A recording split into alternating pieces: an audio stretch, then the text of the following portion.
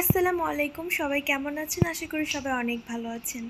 আচ্ছা, ফেসবুক, ইউটিউবে এখন নাকি তিশা, আঁখি, আহাদ এদের নিয়ে ভিডিও বানাইলেই ভিডিও ভাইরাল। আচ্ছা ঠিক আছে, আজকে আমি এদেরকে নিয়ে কথা বলবো না, আজকে আমার কিছু কথা আপনাদেরকে বলবো। মানে ভিডিওর মাধ্যমে আমার কিছু জিনিস আর কি ফুটিয়ে তুলবো।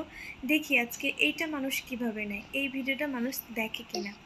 যাই হোক, সকালবেলা ঘুম থেকে উঠে কিন্তু আমি আমার নিজের হাতে বানানো অর্গানিক স্লিমিং টিটা খাই।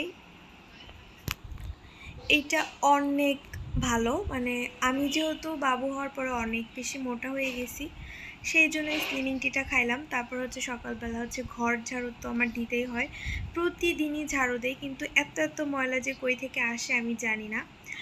আর আমাদের ছাদের যে খামারের যে মুরগিগুলো আছে সেইগুলোকেও খাবার দিয়ে আসলাম। ঘুম থেকে উঠে আসলে আমি যখন ঘুম থেকে উঠি তার আগে দেখি ওরা উঠে মানে খোপের মধ্যে হচ্ছে ডাকাডাকি করে। অনেকে বলতে পারেন যে ছাদে দেখেন কি সুন্দর মুরগি পালা যায়। আপনারা ভাবেন যে যারা গ্রামে থাকে তারাই হয়তো এগুলো পালতে পারে, না, শহরেও পালা যায়। তারপরে ছাদেই নিয়ে গিয়েছিলাম।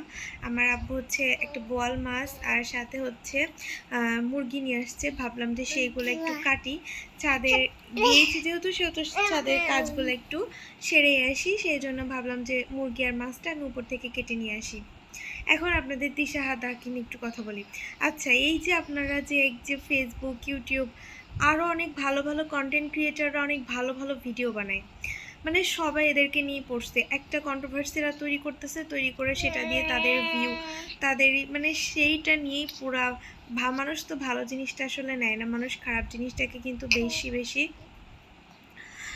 নেই। যাই হোক, একটু একটু করে কাটতেছিলাম, সাথে আমি ভিডিও অফ করে, ক্যামেরা অফ করে আমি বাইরে বাবুর কাছেও যাচ্ছিলাম যে বাবুকে একটু দেখি ও কি করে না করে। আর পাশে আবার হচ্ছে আয়েশা হচ্ছে মাছটা কাটতেছিলাম। মাছটা অনেক বড় ছিল, ক্যামেরাতে খুব ভালো একটা বোঝা যাচ্ছে না, কিন্তু বড় ছিল। আমি কিন্তু মাথাটা একদমই কাটতে পারি নাই, কারণ একটু এই যে আমি মাছটা পরিষ্কার করছি, মুরগিটা একটু ক্লিন করছি উপর দিয়ে, এটা করতে করতে হচ্ছে বাবু যে কয়েকবার উঠছে, কয়েকবার কান্না করছে। পরে হচ্ছে আম্মু আমাকে বলছিল যে তুই ওটা ওঠ, আমি আমি হচ্ছে আমি মাছটা কাটি। এই দেখেন, আপনাদেরকে ভয়েস দেই, পাশাপাশি ও কিন্তু আপনাদেরকে ভয়েস দেয় সব সময়। আমি যখনই ভিডিওতে ভয়েস দেব, ও তো এরকম, বাবু তো এরকম করবেই। আমি যে আমার প্রত্যেকটা ভিডিওতে বলি, এখনও আবার বলে দিচ্ছি যে আপনারা আমার যে বিউটি প্রোডাক্টের রিভিউগুলো আছে সেগুলোতে আপনারা কমেন্ট করবেন। আমি কিন্তু কেউ আমাকে কমেন্ট করলে আমি যে সেই কমেন্টের রিপ্লাই দিব না, সেটা কিন্তু একদমই না। আমি যত বড় ইউটিউবার হই না কেন, আমি সব কমেন্টেরই কিন্তু রিপ্লাই দিব।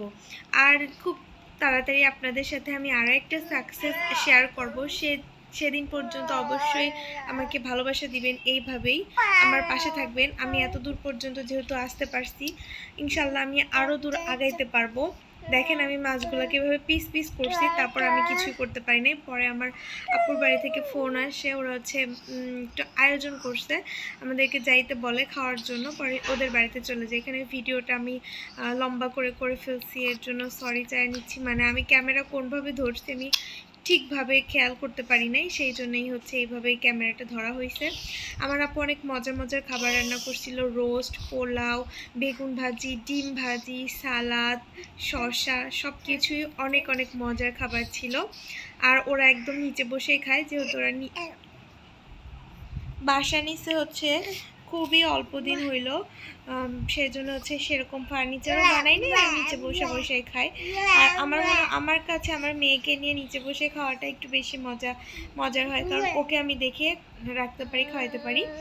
এখন দেখেন ফাইনালি হচ্ছে আমি খাইতেও বসছি, এত এত মজা ছিল খাবারগুলো, এখন দেখে আবার লোভ লাগতেছে।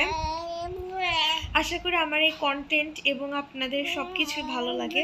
আজকের ভিডিওটা এই পর্যন্ত।